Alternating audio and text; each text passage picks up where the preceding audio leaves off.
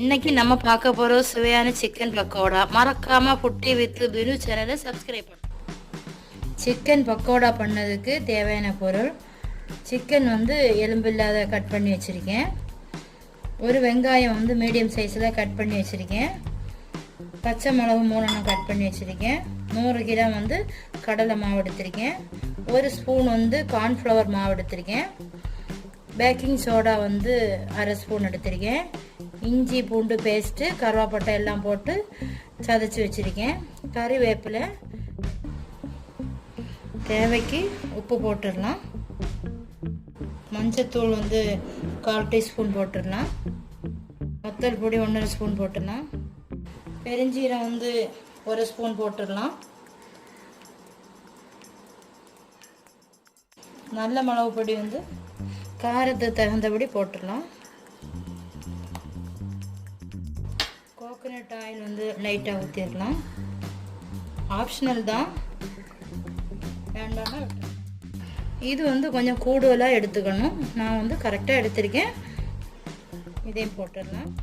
Chicken masala வந்து 1/2 spoon போடுங்க. Optional தான், வேணாம்னா வேணும். இது நம்ம அப்படி வந்து தண்ணி ஊற்றாமல் விரைவி வச்சிடலாம். 10 மினிட் நம்ம மூடி வச்சிடலாம். நம்ம வந்து 100 கிராம் வந்து கடலை மாவு எடுத்திருக்கேன், அதை போட்டுடலாம். ஒரு சின்ன ஸ்பூனுக்கு தான் வந்து கார்ன்ஃப்ளவர் மாவு எடுத்திருக்கேன், அதையும் போட்டுடலாம். 1/2 ஸ்பூன் வந்து பேக்கிங் சோடா, அதையும் போட்டுடலாம். வத்தல் பொடி எதுவும் இதில் போடலை, அதனால பச்சை மிளகு தான் இதில் போடும். 3 மீடியம் சைஸில் கட் பண்ணி வச்சுருக்கேன். வெங்காயம், பெரிய வெங்காயம் தான் கட் பண்ணி வச்சுருக்கேன். கறிவேப்பிலையும் முழுசாக போட்டால் ரொம்ப டேஸ்ட் இருக்காது, அதனால வந்து நம்ம கட் பண்ணி போட்டுடலாம். லைட்டாக நம்ம தண்ணி தெளித்து வேக வைக்கணும்.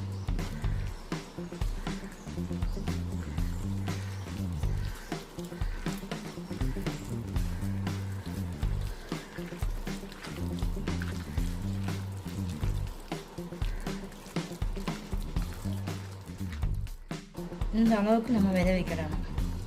அப்போனா ஃப்ரை பண்ணி இதை நம்ம ஃப்ரை பண்ணி எடுத்துக்கலாம். பேன் வச்சுருக்கேன், அதில் தேவைக்கு நம்ம ஆயில் ஊற்றிக்கலாம். சின்ன பீஸாக தான் நம்ம கட் பண்ணி வச்சுக்கிடணும். நம்ம ஒன்றா போட்டு எடுத்துடலாம்.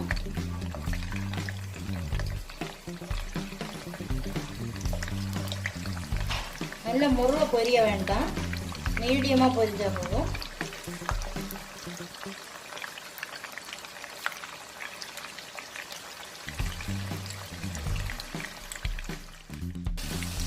திருப்பி ஒரு தடவை போட்டுட்டு ஒரு 5 மினிட் போட்டுட்டு நம்ம அப்படியே நம்ம இன்னும் இப்போ ஒரு இதில் மாற்றிடலாம்.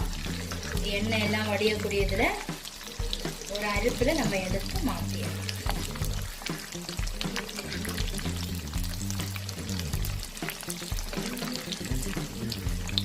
ஃப்ளைட்டில் வைக்கக்கூடாது, இல்லைன்னா டிஷ்யூ பேப்பரில் வைக்கணும். இல்லைன்னா ஒரு அடுப்பில் நம்ம நெட்டு மாதிரி இருக்கும், அந்த அடுப்பில் நம்ம வந்து மாற்றி வச்சுன்னா நமக்கு எண்ணெயெல்லாம் நல்லா கிளியராக வடிஞ்சு கிடச்சி. நம்ம ஃப்ரை பண்ணியாச்சு. இனி ஒவ்வொன்றா வந்து நம்ம சின்ன பீஸாட்டு நம்ம இப்படி எடுத்துக்கலாம். அப்படிதான்.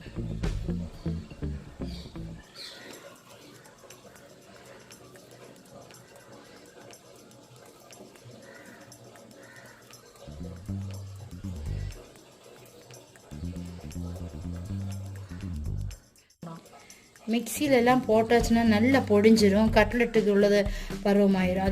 அதனால தான் நான் அதில் போடலை. இப்படி கை வச்சு எடுத்தால் தான் நல்லா இருக்கும், நமக்கு சாப்பிட்றதுக்கும் நல்லா இருக்கும். ஒவ்வொன்றா வந்து கிள்ளி எடுத்தாச்சு. இனி நம்ம இதில் கொஞ்சம் கொஞ்சமாக போட்டு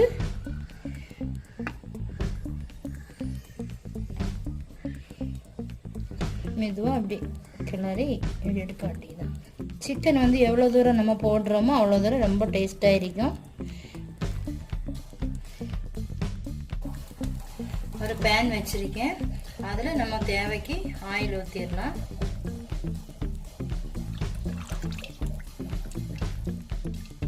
ஆயில் ஹீட் ஆனா மீடியம் ஃப்ளேமில் போட்டுறோம்.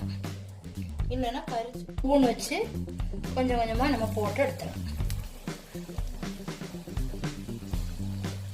உங்களுக்கு எந்த ஷேப்பில் வேணுமோ அப்படி போட்டுக்கலாம்.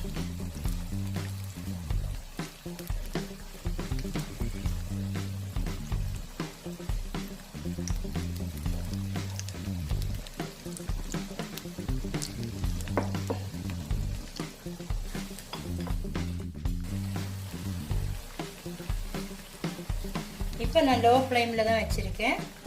லைட்டாக மாற்றி மாற்றி போட்டுக்கிடணும். இப்போ மீடியம் ஃப்ளேமில் திருப்பி போட்டுக்கிடணும். ப்ரௌன் வரும்போது மீடியம் ஃப்ளேமில் போட்டுடணும், இல்லைன்னா கரிஞ்சிடும்.